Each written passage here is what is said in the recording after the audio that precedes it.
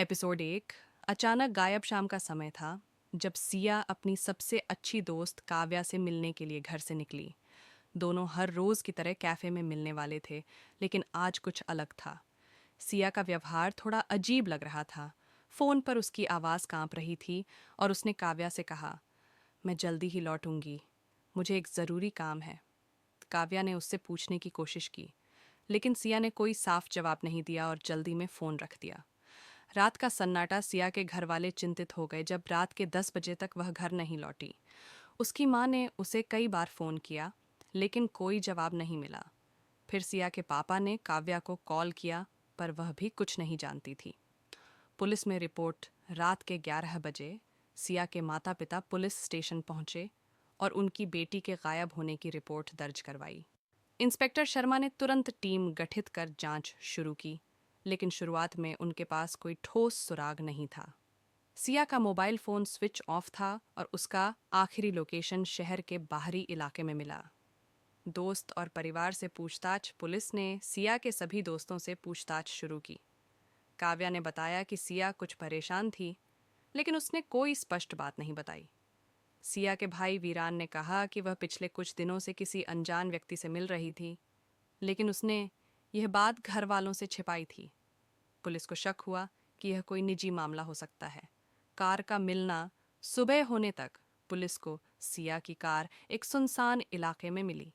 Car के अंदर सिया की पर्स और मोबाइल नहीं था, लेकिन कार की पिछली सीट पर एक लाल कपड़े का टुकड़ा मिला जो खून से सना हुआ था। पुलिस को शक हुआ कि सिया का अपहरण हुआ है, या हो सकता है उसे जान से मार दिया गया हो। रहस्यमय कॉल जांच के दौरान पुलिस को पता चला कि सिया ने गायब होने से कुछ देर पहले एक अनजान नंबर से कॉल किया था। कॉल ट्रेस करने पर पता चला कि वह कॉल एक बंद पड़े होटल से की गई थी, जो शहर के बाहरी इलाके में स्थित है। कहानी में रहस्य गहराता जा रहा था। सिया कहाँ थी? उसे आखिरी बार किसने देखा? और सबसे बड़ा सवाल, क्या वह अभी भी जिंदा थी? यह एपिसोड रहस्य और उत्सुकता को बढ़ाता है, जिससे दर्शक आगे की कहानी जानने के लिए उत्सुक हो जाते हैं। एपिसोड 2। पहला सुराग। पुलिस के लिए सिया का गायब होना एक गहरी पहेली बनता जा रहा था। उसके परिवार के आंसू थम नहीं रहे थे और शहर में इस घटना को लेकर चर्चाएं शुरू हो गई थीं। इंस्पेक्टर शर्मा और उनकी टीम ने इस केस को हल करने का प्रण लिया, लेकिन अभी तक उनके पास कोई ठोस सुराग नहीं था। लेकिन जल्द ही उन्हें एक ऐसा सुराग मिला जो मामले को एक नया मोड़ देने वाला था। होटल में रहस्यमयी कॉल सिया द्वारा किए गए आखिरी कॉल की लोकेशन एक बंद पड़े पुराने होटल से आई थी। होटल एक समय पर शहर का प्रमुख आकर्षण हुआ करता था, लेकिन अब यह खंडहर में बदल चुका था। पुलिस ने होटल की जांच शुरू की। वहां जाने पर पुलिस को होटल के पिछले हिस्से में कुछ संदिग्ध निशान मिले। जमीन पर खून के धब्बे और एक टूटे हुए कंगन का टुकड़ा। कंगन की पहचान सिया के परिवार ने की। CTV footage. इंस्पेक्टर शर्मा ने होटल के आसपास के इलाकों की सीटीवी फुटेज खंगालने का आदेश दिया। फुटेज में एक काली एसयूवी को होटल के पास से गुजरते हुए देखा गया, लेकिन नंबर प्लेट धुंधली थी। पुलिस को शक हुआ कि यह वही गाड़ी हो सकती है जिसमें सिया को ले जाया गया था। एक अनजान शख्स का फोन। जांच के दौरान एक और चौंकाने वाली घटना घटी। सिया के पिता को एक अनजान शख्स का फोन आया। फोन करने वाला व्यक्ति काफी शांत था और उसने केवल इतना कहा, तुम्हारी बेटी अभी जिंदा है, लेकिन ज्यादा देर तक नहीं। अगर उसे वापस चाहते हो तो पुलिस को दूर रखो। ये सुनकर सिया के माता पिता का दिल दहल गया।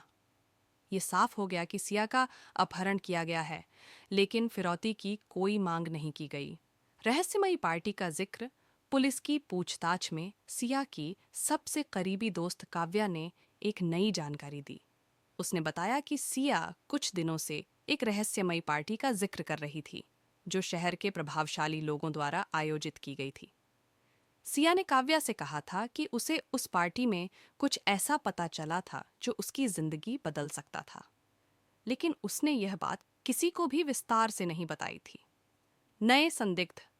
आकाश मेहरा। काव्या के बयान के बाद पुलिस को शक हुआ कि सिया को गायब करने में शहर के किसी बड़े रसूखदार व्यक्ति का हाथ हो सकता है। इसी दौरान सिया के कॉल रिकॉर्ड्स में एक नाम बार बार सामने आया, आकाश मेहरा।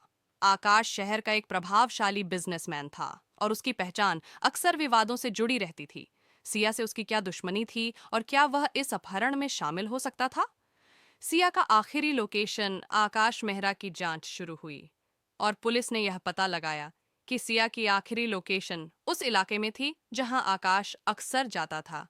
इस सुराग ने पुलिस को और गहराई में जांच करने के लिए मजबूर कर दिया। कहानी में अब एक नया मोड़ आ चुका था। पुलिस को एक संदिग्ध मिल चुका था, लेकिन सिया अभी भी गायब थी। क्या आकाश मेहरा सच में इस अपहरण के पीछे था या कहानी में कोई और बड़ा खिलाड़ी था? इस एपिसोड में कई नए सुराग और रहस्य सामने आते हैं, जिससे दर्शक और भी अधिक उलझन में पड़ जाते हैं। अंधेरी रात की दास्तान एपिसोड 2।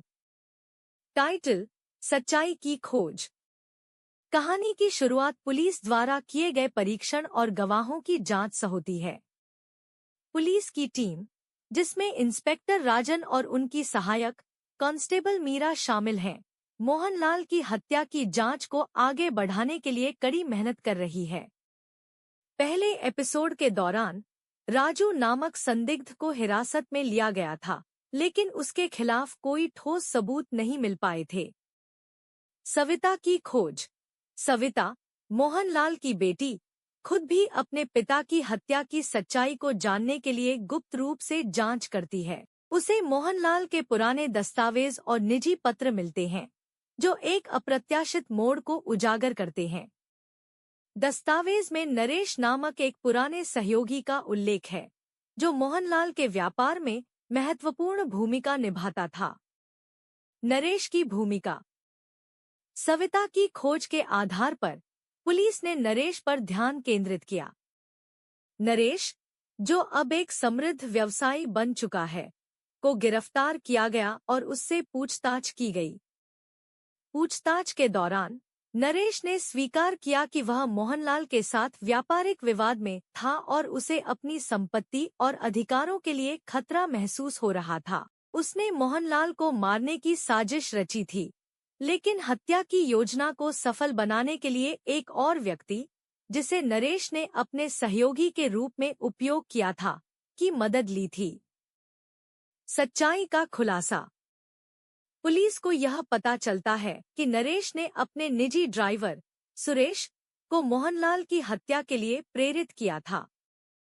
सुरेश ने एक बार गवाह के रूप में अपनी सच्चाई स्वीकार की और यह बताया कि उसने नरेश की योजना को पूरा करने के लिए हत्या की थी।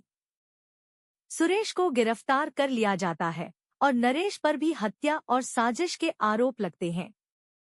निष्कर्ष: कहानी का समापन पुलिस द्वारा नरेश और सुरेश की गिरफ्तारी के साथ होता है। मोहनलाल की हत्या के मामलों में न्याय स्थापित होता है और सविता को अपने पिता की मौत की सच। 3। टाइटल: सच्चाई की परतें। कहानी की तीसरी कड़ी में नरेश की गिरफ्तारी के बाद गांव में हलचल मच जाती है।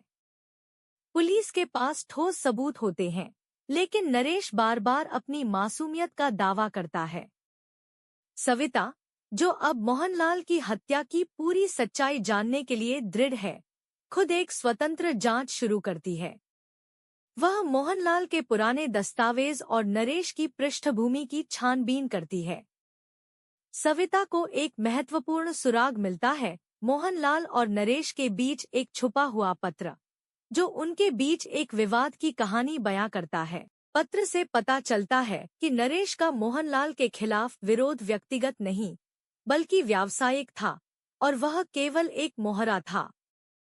इस बीच पुलिस को एक नई गवाह, गांव की एक वृद्ध महिला, मिलती है, जो बताती है कि उसने मोहनलाल के अंतिम दिनों में एक संदिग्ध व्यक्ति को देखा था। उसकी पहचान एक पूर्व कर्मचारी विजय के रूप में होती है, जो पिछले कुछ वर्षों में आर्थिक तंगी का सामना कर रहा था। सविता और पुलिस विजय के पास जाती है और पूछताछ करती है। विजय टूट जाता है और स्वीकार करता है कि उसने मोहनलाल की हत्या की योजना बनाई थी क्योंकि मोहनलाल ने उसे धोखा दिया था। वह सच्चाई बताता है कि नरेश उसकी योजना में केवल एक हिस्सा था और असली अपराधी वह खुद था। इस खुलासे के बाद विजय को गिरफ्तार कर लिया जाता है और नरेश को निर्दोष घोषित किया जाता है। सविता को न्याय की प्राप्ति होती है, लेकिन उसे पता चलता है कि सच्चाई का रास्ता कितना जटिल और दर्दनाक हो सकता है।